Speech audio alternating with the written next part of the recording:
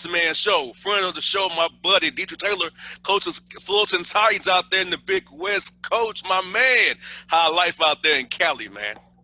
The sun's shining. That's about the only good thing. The sun is shining, and this virus is still running rampant, and we're still trying to be active and still trying to do our deal. I mean, the virus got us yesterday. We were supposed to play our first game of the season, and it got canceled because one of the other team, one of their players tested positive. So we're trying to find the good with the bad and make the best out of the situation. I hear that because you got a game tomorrow and a game on Sunday. So how's it gonna be for you, man? Finally get you guys out there, see what you have to work with. Finally, they're probably tired of playing each other. They're sick of scrimmaging each other, drilling each other. So they want to see somebody different finally. So how's it gonna be for you and your guys? Yeah, I don't know. I told our team the other night I was going to wear a helmet and a face mask with a chin strap and a mouthpiece because I think they're going to throw the ball all over the place. So we definitely shall see. It'll be good for them to play somebody else because they are a little bit leery and weary of playing each other, I should say. So they know what each other is doing and so on and so forth. So to play somebody else, I think will give us another opportunity to put some stuff on film and then learn from and then try to grow and develop and try to be better, for league time, which starts December 27th to 28th. So, anything is possible, but I do expect our guys that will play hard and trying to mimic some of the concepts that we've been practicing for the last month. I know you guys had to pause for a bit there. So how was that, having to pause, get you guys – you already was delayed because of state rules, and then you get back, and then you have to pause, and they lose that shape. So how's it been getting back in condition and having to remember what you already put in prior to the pause? It's been a frustrating process. Not only for me, I think for the guys. For them to work as hard as they worked for the short amount of time that they worked, and get ready and get geared up mentally to try to, play somebody else and learn each other as we do that. That's been frustrating, I think, but. This group, in a lot of ways, probably better than I have understood the significance of the virus and understood the significance of having the pause but still trying to be better for it. We had a couple of Zoom meetings and we watched some film together. I think more importantly, we talked about what it is that we want to stand for. And I think we looked at a couple of the games that were being played and why teams were winning and why teams were losing. And once we got on the floor, we tried to mimic that. And like you said, the conditioning factor is the biggest thing, the biggest drawback, if you will, because guys aren't in shape and we don't expect them to be. We just expect them to go hard. And when they can't go hard anymore, hey, take a timeout or ask for a sub. And then, we'll get the next guy in there. But I think learning how to pivot is the biggest thing, as a program, just trying to pivot. Like, for instance, yesterday, we found out at shoot around. We were in the middle of shoot around and they came in and they said that the school had a player to test positive and we had to learn how to pivot. I still kept it going in terms of the shoot around and the refs were coming. So why not just scrimmage each other and just make the best out of it and see what's going to happen in an effort to try to get us ready for tomorrow. Most definitely. And also, trying to put in your offense and defensive concepts. I know, how has that been? I know, you can't put in everything you want to because practice has been limited, right? So trying to play more basic, more simple, kind of play fast, but not too complex. How has that been, trying to get you guys to get in that mindset, knowing that everything is not in that you want to have in right now? Again, it's frustrating just simply because we have the virus and then also beside the virus, we also have 4 or 5 guys that have been out. And so slowly trying to integrate them back into some semblance of shape, but then also trying to get to learn each other. And so it's been crazy, man, to say the least. I think we've dumbed down what we're doing offensively and defensively as a staff. And then, I find ourselves getting mad at certain things and realizing and recognizing, hey, man, you didn't spend any time teaching that. So these guys don't know. So what we're trying to do is just really focus on what we've taught them, really, really simplify that, and then hold them accountable to those things. And then whatever happens, it happens. For instance, getting through a certain type of screen, hey, that's going to happen. You're just going to have to navigate it and see what you can do best. Now we will talk about that. There's a way to do it as it happens, but there's a lot of things that are going to happen throughout the course of the game that you're probably not prepared for because of the lack of time for preparation. But one thing I heard Scott Brooks say a long time ago, and I think it is true today, that it's easy, it's hard. It's hard to play well. It's really, really hard to play well, but it's easy to play hard. It is very easy to play hard. And so we're trying to focus our group on those things and those concepts that we have put into effect, and just really just go out there and play. I told our team yesterday, I said, hey, man, like, we've been teaching you guys and showing you guys things, so why don't you show us something, like what you're good at, what it is that you do. And so I don't know if that's the right thing to say, but it got our guys to play hard, and I thought we got a pretty good workout in last night. Oh yeah, maximizing their strengths and not focusing on weaknesses is a good thing to do. That's how my dad was as a coach. He always tried to find out what guys was good at and try to put them in Yeah. positions to be good. Kind of like what D'Antoni does with his Rockets and the Phoenix and wherever. He always try to play the guy's strengths. So I think that's a great idea for the young men and keep them happy, so that something positive happening. So I feel like it's a great approach if you ask me. Yeah, we're trying. We're trying, and it's almost like throwing darts in the dark. You know, we don't know what's going to work, what's not going to work. But I do think, you know, like you said, trying to simplify things and try to get them to play their strengths and stay away from or avoid their weaknesses, and just try to play hard. Most definitely, because you're out there playing basketball, man. Them young men loving that, man. Because this has been a trying year for Yeah, all of us, right? And just be out there to be able to play basketballs and make those young men excited. So I feel like those young men should be hyped. Know that Friday night, all things willing, they'll be out there putting their floating jerseys for the first time this year and getting it in. yeah. No, I mean one of the things that we discovered throughout the course of the quarantine, the last one we had to take, was just that, this opportunity can be taken from us at a moment's notice, and things could change. And you fast forward to us shooting around in preparation for a Wednesday game. I had just discovered like 7 or 8, I think it's 7 guys. They had never been in our locker room before, like their locker room. So trying to introduce them. So that's how fundamental that things are right now, and basic things are. But I do think, everybody kind of put a smile on their face, and they just went out and they hooped. The reason why we fell in love with the game was to try to have fun and go out and hoop. And so we're trying to keep that at the forefront. It's hard, obviously, because you got all kinds of things going on, but trying to keep that at the forefront of your mind, and having fun and playing for each other is really important.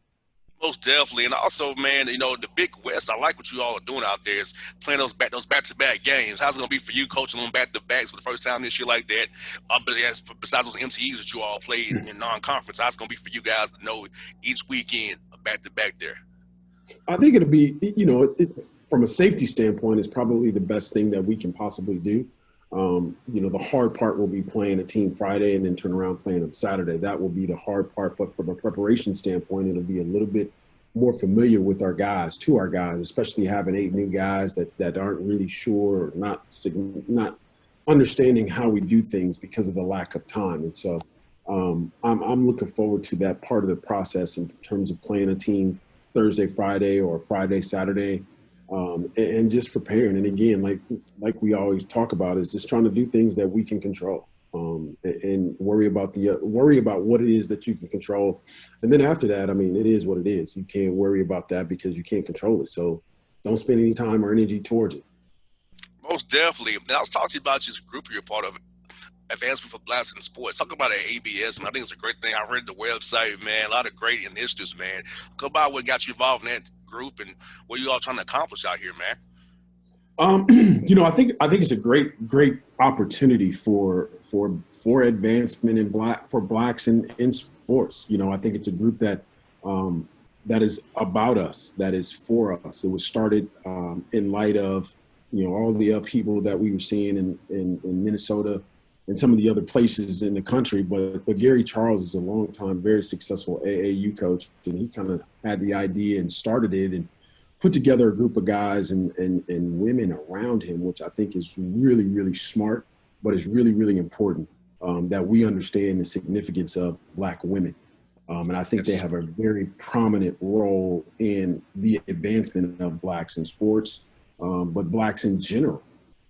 As we know, our vice president has been elected, and she is black, and so I think it's kudos to Biden to to navigate what it is that we have to go through. But again, going back to Gary Charles and his vision, I couldn't be more proud to say that I am a part of that organization, because like most organizations, they have a rallying cry, and as soon as things or time progresses, they kind of go away. This group is not going away. They're picking up steam, and they're really focused on, initially they were focused on just basketball, but now they're focused on all of the Olympic sports, gymnastics. They're focused on all of the sports to give us an opportunity to, number one, have a say in what happens, but then also be an active participant from our perspective, because we know we do everything and we do it really, really well. And so for us now to approach things the way that ABIS is approaching those things, I think is really, really important. And it's a great opportunity because you'll see, I mean, football guys, you'll see basketball head coaches, you'll see volleyball head coaches, you'll see a little bit of everything involved for one common goal and one common thought, and that is the advancement of Blacks in sports. There's nothing else going on other than the advancement of us. And the thing I like about the group the most is that they, like I said, they're active. We have subcommittees that are active participant on issues, and five, not a bunch of different issues. There's 5 issues that we are really, really trying to push forward for us and about us. And we're focused on getting those things done. And like any other group, we run up against some potholes and some things that we didn't anticipate and we didn't expect. But as you know, I'm all about the struggle. It's a part of the process. You know, I think we'll be able to look back after we accomplish what it is that we want. We'll be able to look back and say, dang, we overcame that. We encountered this and we overcame that. And that is a true definition of what we're all about. I love the eyes. All those eyes, you go to weareabs.org, you see all those eyes. Those eyes, to me, say everything right there, because those who deny those eyes were never on our side to begin with. You know, that's how I see it. You know, I'm going to be honest with you, Coach, and you know, me and you are close and we're tight. I'll be real with you. Since this has gone down, my level of tolerance for those who want to push other narratives has ceased. There's no more tolerance for me to even give you opportunity to even spew your narrative to me anymore, because I can't do it, because it's too crucial now. Now it's no more being naive. Yeah. There's no more excuses. Yeah. No, you saw George Floyd, Brown Taylor, and Ahmaud Arbery, Rayshard Brooks here in Atlanta, and if you still telling me about both sides, or the thoughts and prayers, or politics is not the end all be all, that screams to me, Coach, privilege. Yeah, without question. Without question. I mean, you can mention those names that you mentioned, but I think as of recent as this weekend, there was a young man that was killed. That's an African American guy, and all he had was a Subway sandwich. Mm-hmm. You know, it baffles me that we are so quick, and I shouldn't say they are so quick to shoot and ask questions later. They're so quick to do away with us and ask questions later. And, you know, for instance, last night I was watching TV late, the news, and out here in California, for some reason, they always have these chases, these high speed chases. So a guy will steal a car, or a young lady will steal a motorhome, whatever the case may be. And they go out through the city and they're driving crazy and putting all kinds of lives at risk and these things, and they chase them. My point is, why not pull up next to them and just shoot them? That's what they do to us. That literally is what they do to us. And notice one thing that I did not say was that the person that's driving or leading the high-speed chase, it's never us. Mm-hmm. It's never us. So they never shoot. But I guarantee you, guy getting a Subway sandwich, going on about his business, going home or thinking he's going home, now he's lost his life, and all he did was get a Subway sandwich. And to me, it's just it never goes away, number one.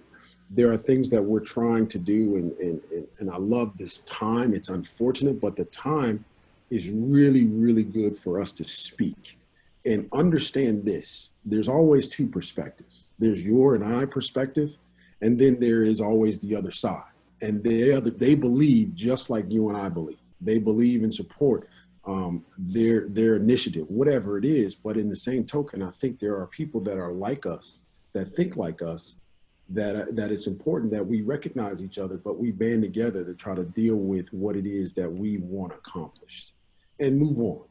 Understanding that the other side is out there, understand that they believe the exact opposite, but those are the situations that we're fighting against. And I think it's imperative. And one of the initiatives that the advancement in blacks in sports has really, really fought for is just us banding together, us Yes. coming together and having one voice and creating one common denominator and one goal that we're trying to get accomplished. And again, I think this is the right time to do those things. This is the right time to not have a tolerance for BS. This is the right time to have the tolerance and use your voice to speak out and say, no, I don't believe that. In fact, I think that's wrong. I think you should not do that. You should do this. And this is what we're promoting. And that is what I'm most excited about with that group in particular. But us, Black people in general, there has to be some type of goal that we're after and achieve that. And ABIS, I love what you guys have with the grassroots. That's what I'm doing right here in Georgia with the elections here in Georgia. The grassroots, because I'm going Black Voters Matter, New Georgia Project, Fair Fight. We're on the ground here if you register to vote. And we're not chasing those Reagan Democrats or those Rust Belt. We're chasing people like us who see it our way, because I don't have time to chase people on the vote. My folks can vote for me anyway, right? So we're trying to get people registered to vote who are see it our way, know the issues, and turn out. And here in Georgia, 1 million people already requested an absentee ballot for this election on January the 5th. And yes, No doubt. It's great you have Raphael Warnock, a pastor, John Ossoff, a Jewish businessman, trying to get change in Georgia, and Daniel Blackman for Public Service Commission that helps us with our environment. So we're here grassroots on the ground, finding people who see it our way, turning out more of our people, bringing our own people to the polls to affect change, because politics affects everything, Coach, whether the streets you drive on, your school you go to, the zoning of your neighborhood. So I hear politics does not matter. To me, I hear privilege, because it don't matter to you because you good anyway. But for me and my people, our rights are on the ballot every time. My rights are on the line. So I have to care about politics, who's getting in, who's getting out. So that's the message we're telling people here in Georgia, to get people out to vote for Warnock, Ossoff, and Blackman on the 5th here. Yeah, no, and I think it's really important. And one of the initiatives that the ABIS talked about last week was supporting Georgia, and just getting the information out there and creating a level of awareness for people to know. And one of the things that we talked about in our meeting last week was trying to do just that, creating a level of awareness so that all eyes are on the state of Georgia, and we can be active participants from your level, not from the top looking down, but from the bottom, the grassroots, getting the information out there. And then not only getting the information out there, but what does that truly mean? What's the difference between Reverend Warnock and the other people on the ballot? Like, what is the difference? I was listening to them on Sunday speak a little bit. I think they had a debate. I think it was Reverend Warnock and the other candidate. And like you, I'm like listening to this, and all I could hear from the other candidate was a sense of privilege. Like, that's all I could hear, but from Reverend Warnock, I could hear the struggle. I could hear his pain. And his pain is not just indicative of him, it's more about us. It's more about what we come from. And no disrespect to the other side, but I can't relate to that because I don't come from that. I come from this perspective and this side of the fence, and this is how I was raised. And that's, I think, to your point, that's what we're trying to put out, that every time there is an opportunity to vote, for every time there's an opportunity to have a voice, we need to take advantage of that. And I don't know that we have been as successful as we are now. For the state of Georgia to have over a million absentee ballot requests already. That to me says that we're making a movement. It's not where we want to end up, but it's better than where we were before all of this started. And that's what the Republicans playing the games with the voter rolls here. Yeah. 198,000 people were purged off the rolls here in Georgia. And some people Yeah. who voted in November were purged after the election, had to re-register Yeah. to vote. So Yeah. I've had so many people out to re-register to vote since the last few weeks we've been out hitting streets here, Coach. Besides Yeah. doing the show, I've been with the campaign trying to get people with the grassroots trying to get this done because for me, I want this done for help people of Georgia, help the country first and foremost, but help people of Georgia who needs it, gives them Yeah. hope here because outside of Atlanta, in Columbus, Savannah, Macon to a degree, Augusta and Athens, people here are hurting bad, Coach. Yeah. They're Yeah. hurting. And I come from that hurt. I've been there. I grew up on food stamps Medicaid. I know what it is to not have, right? So No I doubt. can't deal with people being hurt and being hungry and having asked me for money because, I'm a good guy. I'm going to give you what you need because if I don't give it to you, you'll rob somebody else and get it from them and rob them. So I already give it to you. My success, keep you getting a charge. You can get you a job down the road. So for me, Yeah. Coach, it's so layered to why this is so important for us on so many levels. Yeah. No, I think that's important, and I think people need to listen and understand and appreciate that, but also understand that you have an opportunity to be an active participant in changing those things. Don't just listen and just say, "Oh man, that's crazy." No, be an active participant, and also understand, like I said, that the other side, they're going to do things to manipulate that. They're Mm-hmm. going to restructure. They're going to reorganize. They're going to do things that may seem daunting to us, but we have to keep the goal in mind, and we have to keep the task at hand and keep marching forward and keep moving forward, no matter what comes our way. That's one thing that I do understand, like no matter what, it doesn't matter. We've been taught to keep moving forward, and those that keep moving forward, they eventually see some type of success. Maybe not the success that we want, but we do see some level of change, some level of success. And Coach, what I hate, what I hear coaches is when I get these text messages that saying that, why do you care so much? You've already made it. You have a good career. You have 2 good jobs. I'm like, I care because I was them. Yeah. I'm a break from not being. I'm from break from not being where I'm at today. If I didn't catch the break I caught, I would still be struggling like my people are. So I will never not be for my people. And I was just funny, coach. They said, "Well, Jay, you should be a conservative because you make enough where you should worry about the money, the tax cuts." Like Yeah. that's not me. I'm not a Yeah. sellout. Yeah. I'm for my people. I know where I came from, and I know where I could be if I didn't have the role I have or the contract I have. I know, Yeah. I know these things, so I will never sell out my people to make you comfortable because because I'm gonna be me, no matter whether you like it or not. So trust me, Cole. I'll say is I lost a lot of friends who don't look like me and you because I refuse to capitulate and be the shield or the token or go with their program. Because that's not me. We had no idea you was this extreme and radical. Yeah. Radical and extreme. I'm telling the truth about what's going on in this world. Yeah. Radical and Yeah. extreme. Come on now. Yeah. No, they to me, I think there's 2 things that you said. Is hope. Providing a level of hope for everybody for the future, that things will be better. But I think also the important thing is that you are utilizing your talent and utilizing your platform to help your people. It's not about you. It's about those that are around you. Nobody, in my opinion, or let's back that up. I don't want to be successful and celebrate by myself. Yes. I want other people around. I want them to celebrate a level of success. I want to celebrate their success. And I think that's the fundamental difference in perspective, is that it's not about you, it's about us. And making sure that we can celebrate, that everybody can participate at some level in success. And I think that's what drives you. That's what that's what drives me. And in the morning when my feet hit the floor, I'm ready to fight. Like I tell my team all the time, they think it's funny, but I am ready to ball up my fist and fight, get my marching orders and fight for what I believe in. And I believe Yes. in us more than I believe in me. And that to me is a fundamental difference and a significant difference because it's not about me. It never is. It never will be. It's about those that look like me that don't have the opportunity to speak and say what it is that's important to you. And what it is that's important to you is the betterment of the people that look like you that are around you. Never is it you.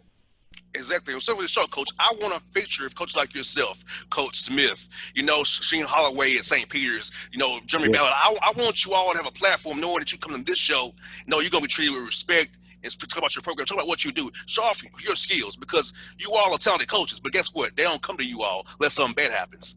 no Or doubt, you or, no doubt. or you win a tournament game, get in a tournament, they'll come to you Yeah, then, right? But yeah, not of just on course. a random December day, want to talk to Coach Taylor about ABS and his team, right? They ain't gonna do that for Right. you. Because see, I No. feel like I want to give y'all be a voice for the voiceless, give y'all a platform so you all can come. No, this show in Atlanta here has your back and for the black coaches, whether it be this in the CIAA, the SIAC, the MEAC, the SWAC, Big West, wherever you're a black coach, you got home here on the Bossman Show. That's what I want to do with my show. Use this for good, help you all, advance you all going forward, give you all in this being Atlanta. None of my in the country, right? Hear Yeah, how people 1.1 no million doubt. listeners here in Atlanta. I want you all to hear about your story because it's so important what you guys got going on out here at your teams. It's very important to me to make sure you all have a platform here on this show. Yeah, we appreciate that. We appreciate the opportunity. We appreciate the platform. And more importantly, I think we should highlight what it is that you are doing.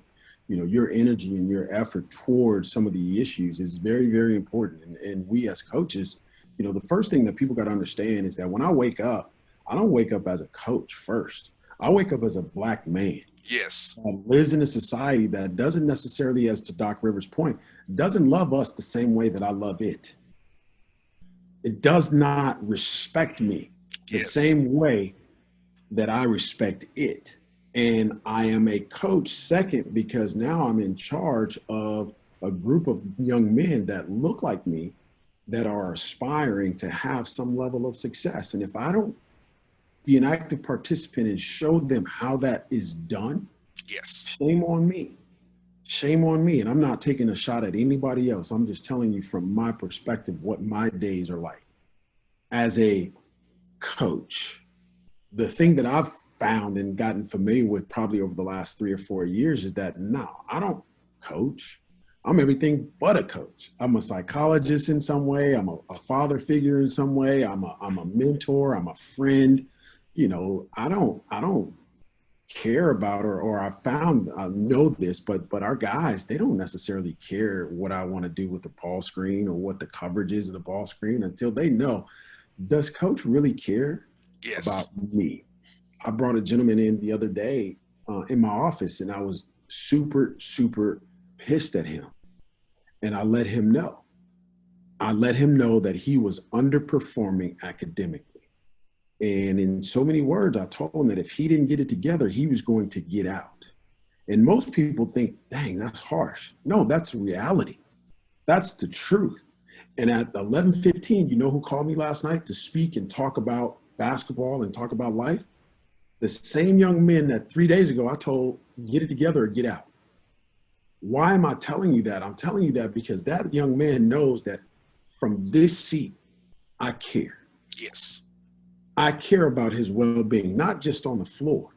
Because on the floor, that like we've seen, that could be taken away from you at any point in time. Most definitely.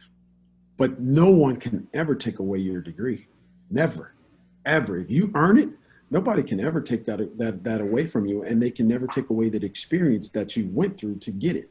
And that's what I'm about. And that's what I'm most excited about for our program moving forward. And most excited about this opportunity is to come on your show and talk about those instances and not necessarily talk about, winning and losing and championships and so on and so forth. Championships are a byproduct of what you do every single day. And if you don't teach those young men how to operate within the confines of what they've been given, they don't know.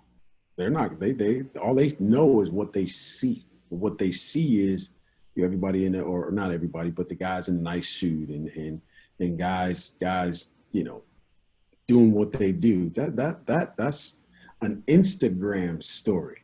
Yes. Everybody puts the facade on. That you don't see the backstory of how they got there. You don't Yes. even know if that's real or not. All you see is the end product, so you think. And so what we're trying to do with all of our guys is just trying to create a level of work. A level of work. My oldest daughter said it to me best. I was upset with our team and She was like, well, Daddy, are they doing their best? Are they giving you their best? And I was like, wow, Wow. Yeah. you're 3 years old. How do you know that? What are you talking about? She was like, well, that's what you talked to me about. And to me, it like centered everything, and it made me come back to myself. And it said, it made me think about, are they? Because if they're not, then that's what I should be upset about. Shouldn't be upset about, knifing through a screen or tagging on a screen. I should be upset. Are you giving your best, getting through that screen? However you do. That's what I should be upset about or happy about and celebrate. Well, Coach, I love this show so I can talk to you all about the substance, not just the minutia of wins and losses. I want to talk to you about Definitely. the real. You know what I'm saying? That's why I do it the way I do it. I don't try to do it like all the other hosts do. So No with doubt. the look, I don't have no paper in front of me. I don't have no questions. I have to talk to you. I talk to you like a brother. I can talk to you No like doubt. I got a robot. I got a question list. I go, okay, this question, this. Nah, we talk about life and go with it from there because No doubt. that's how guys know who you are and one that want to play for you or not because you're being real and authentic, not just the robot or the button up giving the canned answer of coach speak. And because that gets No doubt. tired real fast. Real fast. Real fast. And guys can see right through that. They can see right through that. Like how we are and how we operate, that real, it's not for everybody. But for those that do want to participate and want to subscribe to what it is that we do, come on and let's work. No doubt. But Coach Taylor, man, you're the best, man. I always enjoy our visits, man. Always fun. Good doing it on Zoom with you. People can see you, man. We can see No you doubt. chop it up, bro. I appreciate it. Okay, Coach, I'm sorry about your team, man. I'm sorry about that. What we saw on Tuesday night, brother. Yeah, don't even mention that. My brother-in-law was saying something about that, and I just totally ignored him. I'm like, I don't even know that we have a season. I mean, it is. I'm not even saying their name. I'm not even I'm not recognizing. either. hey, we got problems here in Atlanta too, man. Which I told you off the record. I'm fine with that. Yeah. I'm okay with them getting beat every week and blowing leads. That's fine No by doubt. me. No doubt. No Hey, doubt. I'm glad you all beat them. I'm glad you did that. No doubt. Yeah, I tell you what, they gave it to us too. That we didn't win it. They gave it to us. So, man. Hey, so I'm proud of that y'all for that. Hey, I'm good with that win. Come on with that win. Yeah, hey, Coach, thank you, man, for your time as always, brother. Hey, be safe. We'll be in contact real soon, man. Look forward to it. Thank you so much. Anytime, buddy. All right, take care.